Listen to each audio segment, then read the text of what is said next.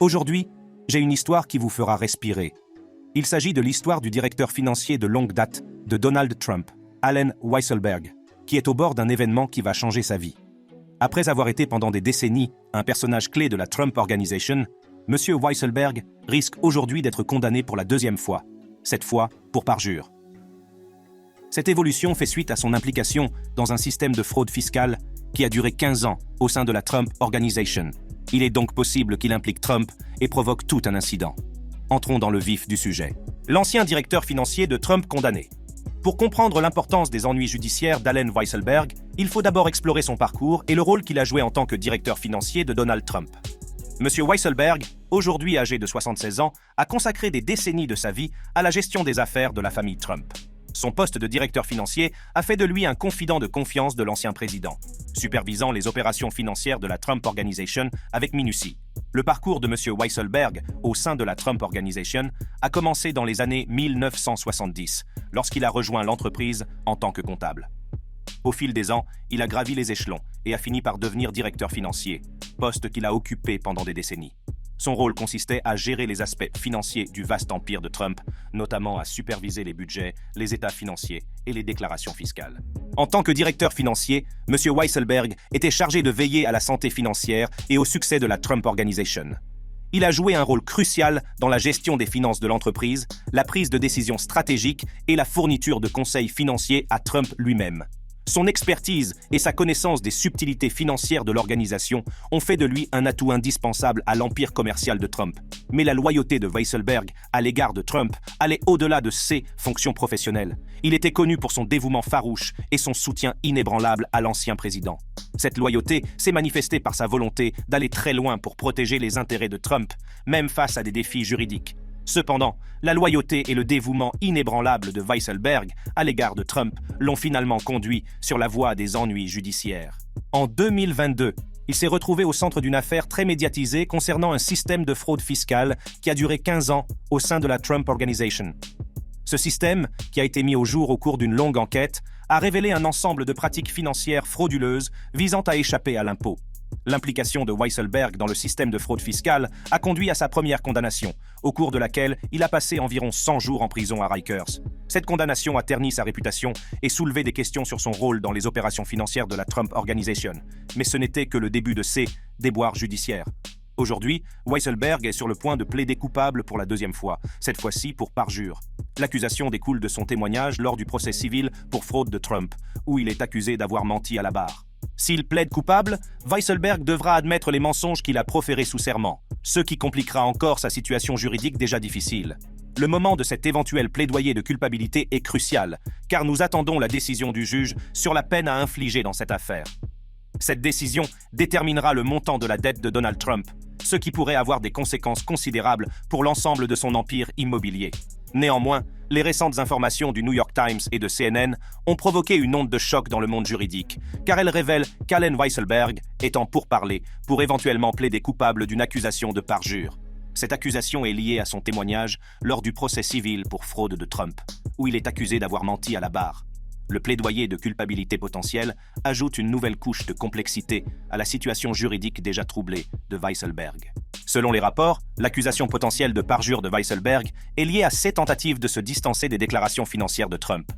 Les preuves qui seraient au centre de cette accusation comprennent des courriels et des notes qui contredisent son témoignage.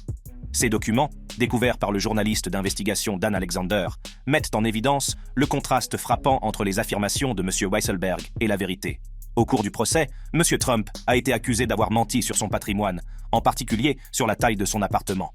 Il a prétendu qu'il s'agissait d'une surface de 30 000 pieds carrés, alors qu'en réalité, elle n'était que de 10 996 pieds carrés.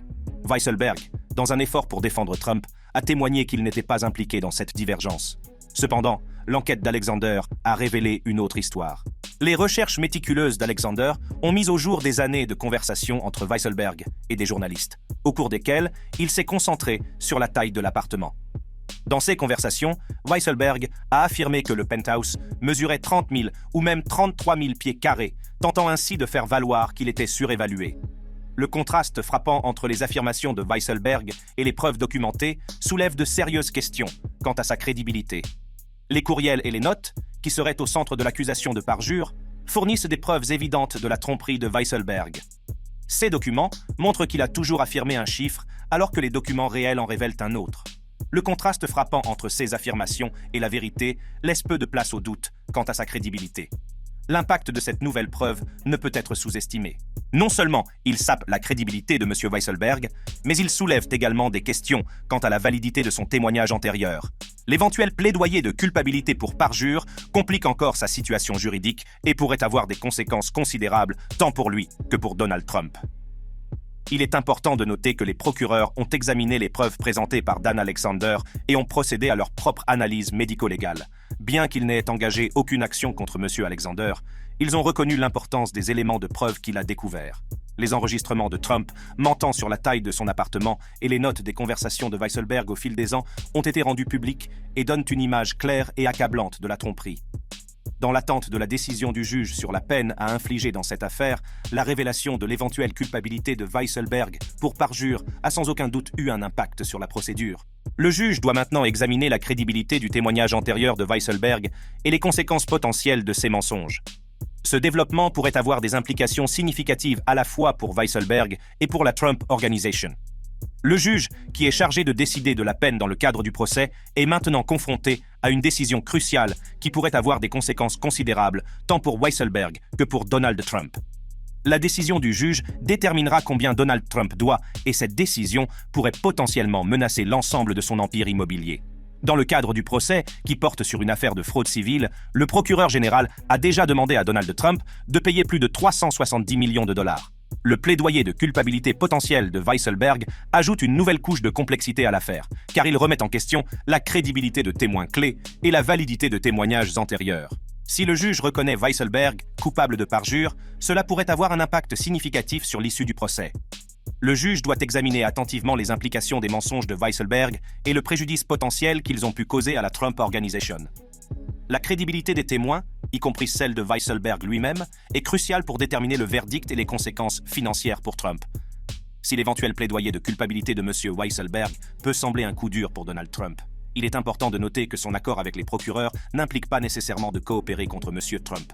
La loyauté de M. Weisselberg à l'égard de M. Trump s'est manifestée tout au long de sa carrière, et il a même reçu une indemnité de départ de 2 millions de dollars qui lui interdit de coopérer avec les forces de l'ordre, à moins que la loi ne l'exige. Ce détail stupéfiant soulève des questions sur les mesures que Trump et son équipe sont prêts à prendre pour garder Weisselberg dans leur giron. La crainte de le voir s'éclipser et coopérer avec les procureurs est une indication claire de l'inquiétude entourant les dommages potentiels que Weisselberg pourrait causer aux batailles juridiques de Trump.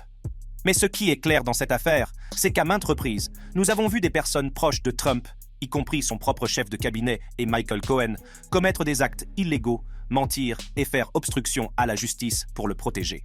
Cela montre que Donald Trump a peut-être créé un environnement où la loyauté et l'attente d'actions illégales vont de pair. Les personnes qui lui sont associées sont souvent prêtes à faire des pieds et des mains pour lui plaire, craignant des représailles ou des sanctions si elles osent lui déplaire. Cette culture de la tromperie s'est infiltrée dans tous les aspects du monde de Trump, laissant dans son sillage une traînée de mensonges et d'actes illégaux. Le cas d'Allen Weisselberg est un excellent exemple de ce que les individus sont prêts à faire pour protéger Trump. Par exemple, le détail choquant de l'indemnité de départ de 2 millions de dollars de M. Weisselberg, qui lui interdit de coopérer avec les forces de l'ordre, à moins d'y être légalement obligé, en dit long sur les tactiques employées par M. Trump et son équipe pour maintenir des individus comme M. Weisselberg dans le droit chemin.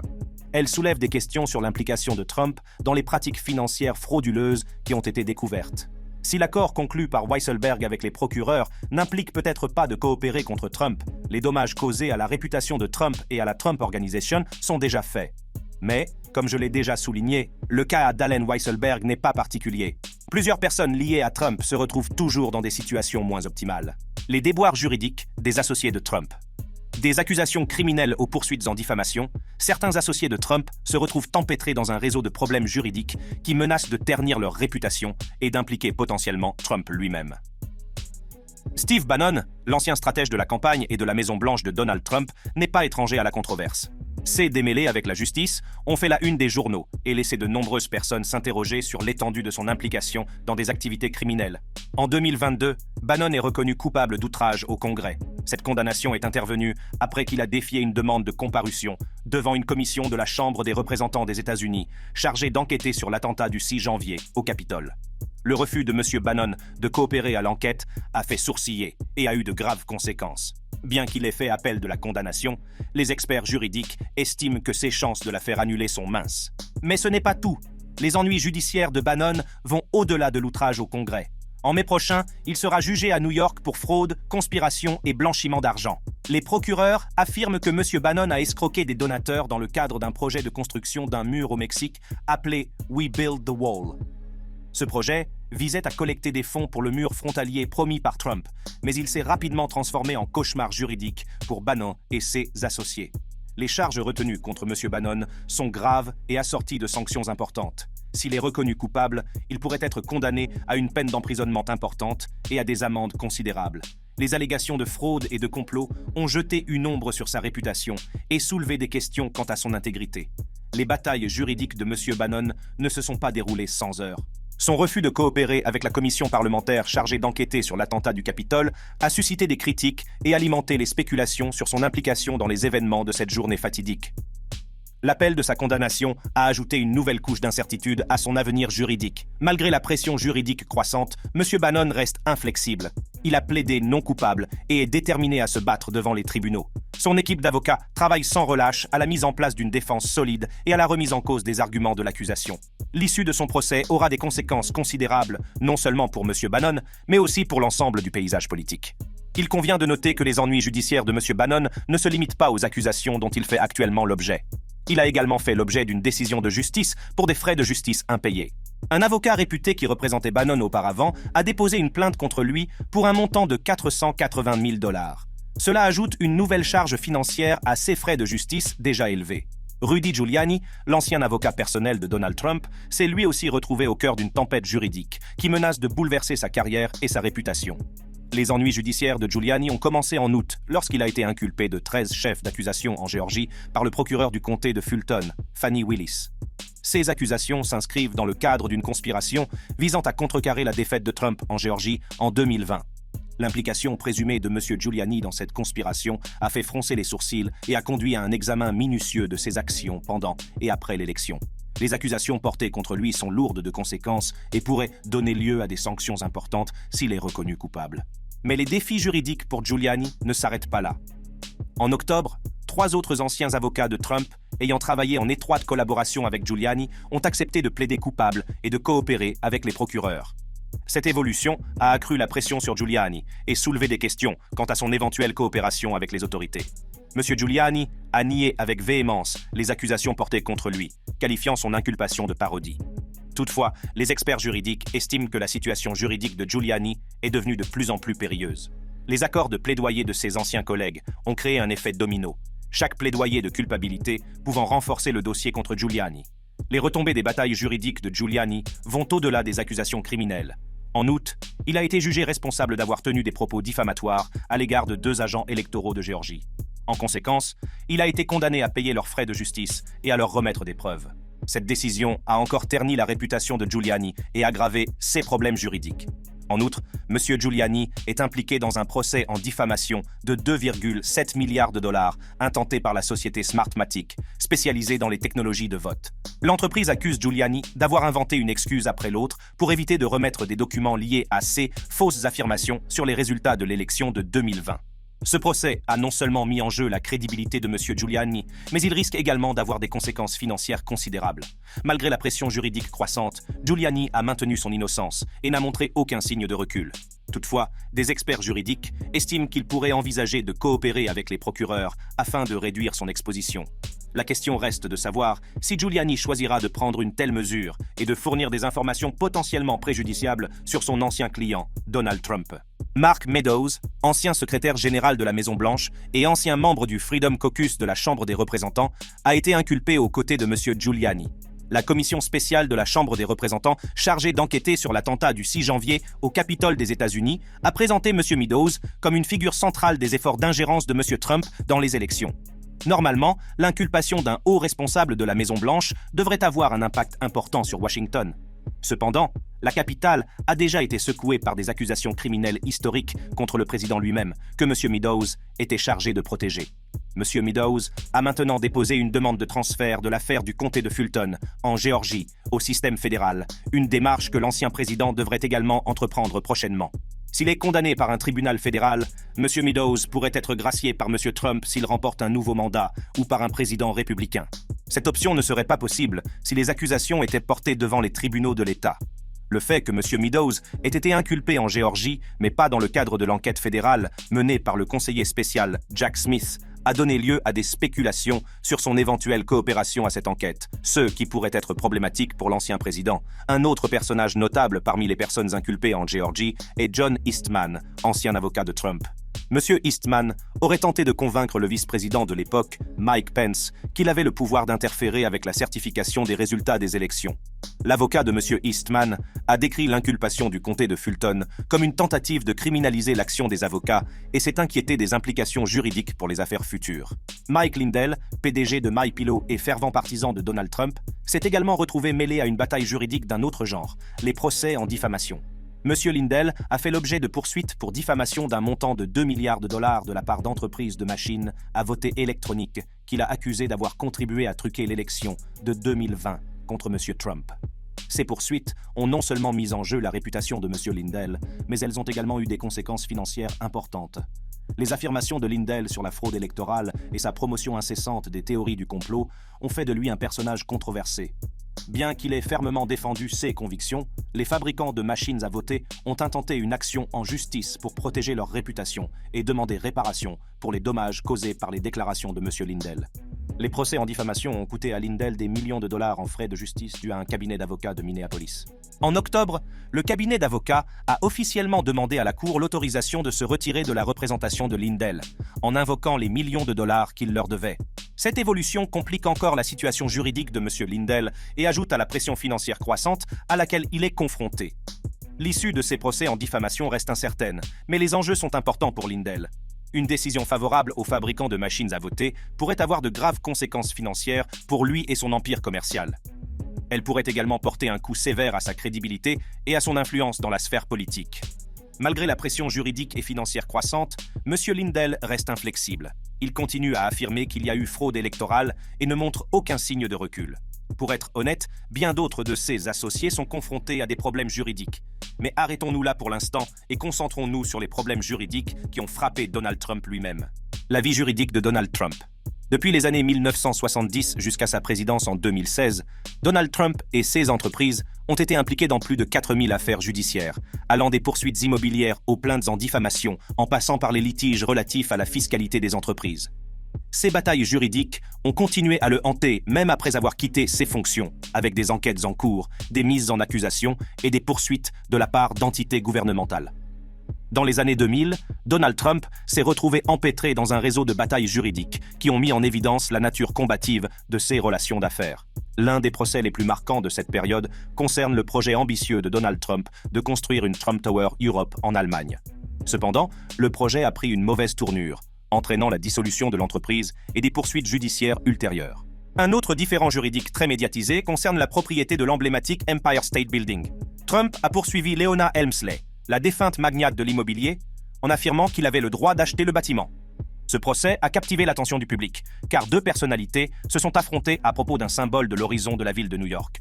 Richard T. Fields, un partenaire commercial de Trump, s'est également retrouvé en désaccord avec le magnat de l'immobilier. Ce dernier a intenté une action en justice contre Fields, alléguant des irrégularités dans les affaires. La bataille juridique a mis en lumière la complexité et les subtilités des relations d'affaires de Trump, révélant un aspect de son empire qui n'a pas toujours été aussi lisse qu'il n'y paraissait. L'un des procès les plus marquants de cette période concerne Eugene Carroll, une écrivaine et journaliste qui accuse Donald Trump de diffamation et d'agression.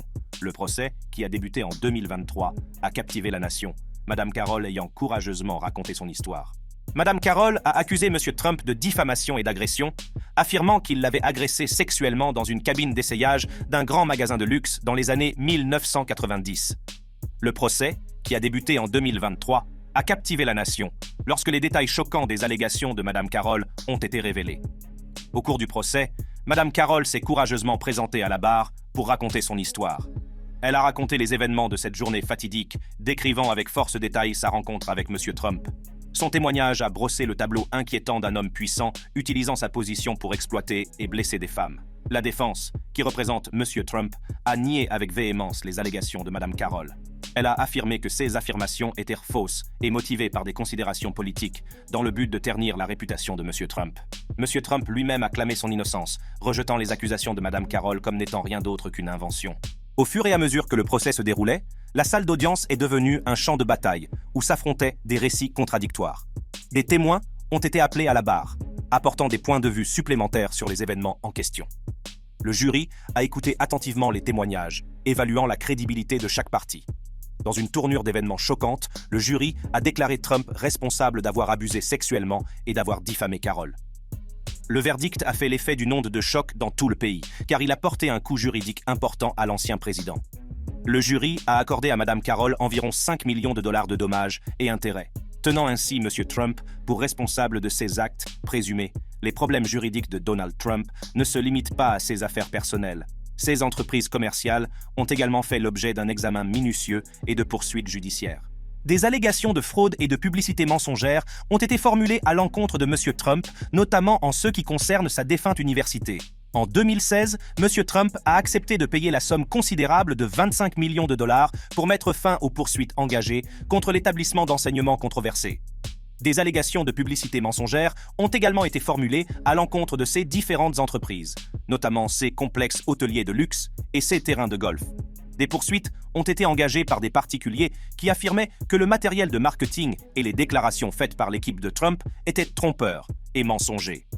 Ces batailles juridiques autour des entreprises de Trump ont mis en lumière l'importance des pratiques éthiques et de la transparence dans le monde des affaires.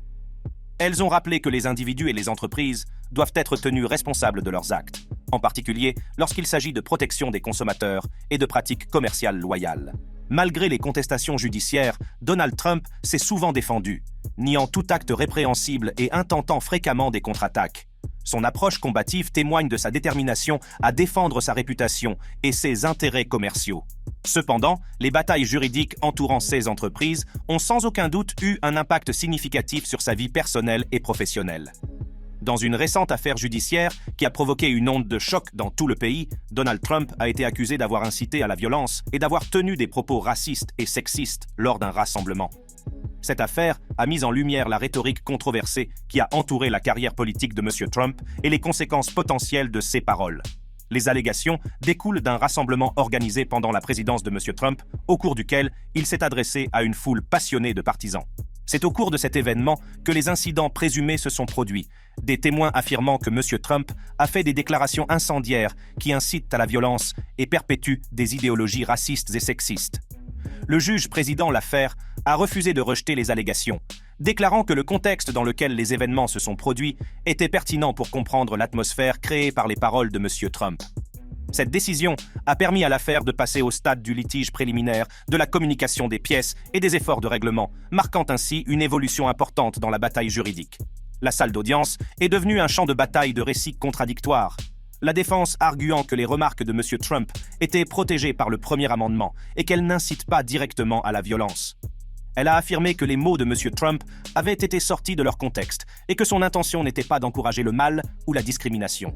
De l'autre côté, l'accusation a présenté des preuves et des témoignages visant à établir un lien direct entre les propos de Trump et les actions violentes de certains de ses partisans. Ils ont fait valoir que la rhétorique de Trump a alimenté un environnement dangereux et conflictuel, entraînant des conséquences concrètes. Au-delà de cette affaire judiciaire, la carrière politique de Donald Trump a été entachée par des allégations de rhétorique clivante et de déclarations controversées. Ses remarques sur divers groupes ethniques et raciaux, ainsi que ses commentaires désobligeants à l'égard des femmes, ont suscité de nombreuses critiques et des débats houleux. Les ennuis judiciaires de Donald Trump vont des affaires commerciales et politiques aux allégations de liaisons extra-conjugales et de violation des règles de financement des campagnes électorales. Deux procès notables concernent l'actrice de films pour adultes Stormy Daniels et l'ancien mannequin de Playboy Karen McDougal, qui affirment toutes deux avoir eu des liaisons avec M. Trump. Stormy Daniels, de son vrai nom Stephanie Clifford, a intenté une action en justice contre M. Trump, affirmant qu'ils ont eu une relation sexuelle en 2006 et qu'elle a reçu des pots de vin pour garder le silence à ce sujet. L'affaire a suscité une grande attention de la part des médias, car elle a soulevé des questions concernant l'impact potentiel sur la présidence de M. Trump et la légalité du versement d'une somme d'argent occulte.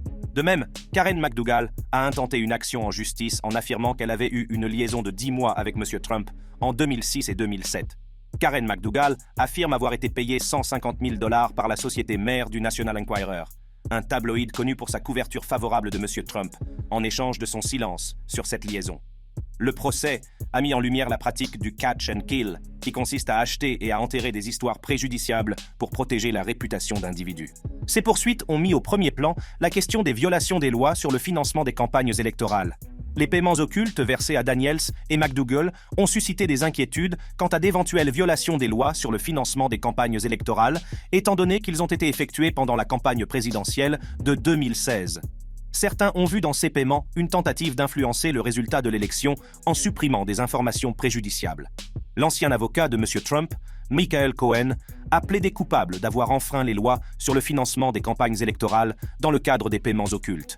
M. Cohen a admis qu'il avait effectué ces paiements sur ordre de M. Trump et qu'ils avaient pour but d'influencer l'élection. Cet aveu a impliqué Trump dans les violations des lois sur le financement des campagnes électorales et a soulevé d'autres complications juridiques. Les violations des lois sur le financement des campagnes électorales concernant les liaisons présumées avec Daniels et McDougal ont donné lieu à d'autres enquêtes et à des conséquences juridiques. La Commission électorale fédérale, FEC, a ouvert une enquête sur cette affaire, cherchant à déterminer si la campagne de Trump avait violé les lois sur le financement des campagnes électorales. Outre les violations des règles de financement de la campagne, M. Trump a fait l'objet de poursuites et d'enquêtes liées à des citations à comparaître du Congrès pour obtenir ses déclarations d'impôts et à des enquêtes sur ses finances. Ces batailles juridiques ont cherché à faire la lumière sur les transactions financières et les conflits d'intérêts potentiels de M. Trump. Elles ont également alimenté l'attention du public et soulevé des questions sur la transparence et l'obligation de rendre des comptes. Les défis juridiques entourant les affaires présumées, les violations du financement de la campagne et les enquêtes ont mis en évidence l'impact considérable des actions personnelles de M. Trump sur sa présidence et la perception du public. Elles ont montré les conséquences juridiques potentielles des actions entreprises au cours d'une campagne politique et l'importance du respect des lois sur le financement des campagnes électorales. Mais certaines de ces affaires les plus sensationnelles concernaient l'ingérence présumée de la Russie dans l'élection de 2016, les efforts visant à renverser l'élection de 2020 et les transactions commerciales de la Trump Organization à New York. L'une des enquêtes les plus importantes a été menée par le conseiller spécial Robert Mueller, qui a été nommé pour examiner l'ingérence de la Russie dans l'élection de 2016. L'enquête visait à déterminer s'il y avait eu collusion entre la campagne de Trump et des responsables russes. Bien que l'enquête n'ait pas permis d'établir l'existence d'une conspiration criminelle, elle a mis au jour des cas d'ingérence russe et conduit à l'inculpation de plusieurs personnes associées à la campagne Trump. L'enquête sur l'ingérence russe a jeté une ombre sur la présidence de Trump, soulevant des questions sur l'intégrité du processus électoral et l'influence potentielle d'acteurs étrangers. Elle a suscité des débats intenses et des enquêtes supplémentaires sur l'étendue de l'implication de la Russie et les mesures prises par la campagne de Trump. Outre l'enquête sur l'ingérence russe, M. Trump a fait l'objet d'un examen minutieux en raison de ses efforts pour renverser les résultats de l'élection de 2020. Après sa défaite face à Joe Biden, M. Trump et son équipe juridique ont lancé une série d'actions en justice pour tenter de contester le résultat de l'élection. Ils ont notamment intenté des actions en justice, demandé des recomptages et affirmé sans fondement qu'il s'agissait d'une fraude électorale généralisée. Les batailles juridiques qui ont entouré les tentatives d'annulation des élections ont mis en lumière l'importance du respect des processus démocratiques et de l'état de droit. Les tribunaux du pays ont rejeté la majorité de ces actions en justice, invoquant l'absence de preuves et de fondements juridiques. Les contestations n'ont finalement pas réussi à changer le résultat de l'élection, mais elles ont alimenté la méfiance du public et divisé davantage la nation. Au-delà des enquêtes liées aux élections, les transactions commerciales de la Trump Organization à New York ont fait l'objet d'un examen approfondi. Le bureau du procureur général de New York a lancé une enquête sur les pratiques financières de l'organisation, y compris des allégations de fraude fiscale, de fraude à l'assurance et d'autres activités illégales potentielles. L'enquête visait à découvrir tout acte répréhensible au sein de la Trump Organization, à mettre en lumière les complexités de l'empire commercial de M. Trump et les conséquences juridiques potentielles de ces transactions financières. Il s'agit d'un défi juridique de taille pour M. Trump, puisqu'elle vise l'organisation qui porte son nom et l'expose potentiellement à des poursuites pénales. Les ennuis judiciaires de Donald Trump se sont encore aggravés avec l'exécution d'un mandat de perquisition par le FBI dans sa propriété de Mar-a-Lago. Le mandat de perquisition autorise la saisie de boîtes de matériel et de documents, ce qui constitue un développement important dans les enquêtes en cours sur les activités de Donald Trump. La perquisition effectuée par le FBI à Mar-a-Lago a provoqué une onde de choc dans tout le pays, car elle a marqué le début d'un examen approfondi des affaires personnelles et professionnelles de M. Trump. Les documents saisis devraient fournir des preuves et des informations précieuses sur diverses affaires juridiques, notamment sur d'éventuelles irrégularités financières et d'autres activités non divulguées. Le mandat de perquisition à Mar-a-Lago n'est qu'un exemple parmi d'autres des enquêtes approfondies menées autour de Trump. Un autre événement juridique important a été l'assignation de M. Trump à témoigner au sujet de l'attaque du 6 janvier 2021 contre le Capitole des États-Unis. La citation à comparaître oblige Trump à témoigner et à faire la lumière sur ses connaissances, ses actions et son implication potentielle dans les événements qui ont conduit à l'insurrection violente. L'assignation à comparaître a marqué un moment critique dans l'enquête sur l'attentat du Capitole, car le témoignage de M. Trump pouvait fournir des informations cruciales sur les motivations et les actions des personnes impliquées dans l'attentat. Elle a également soulevé des questions sur l'étendue de la responsabilité de M. Trump et sur les conséquences juridiques potentielles auxquelles il pourrait être confronté. Il n'est donc pas surprenant que son ancien directeur financier soit confronté à des problèmes juridiques. Je veux dire par là que les ennuis judiciaires de son patron Trump ont été constants tout au long de sa carrière, de sa présidence et au-delà. Merci d'avoir regardé. Cliquez sur les vidéos sur votre écran pour un contenu similaire.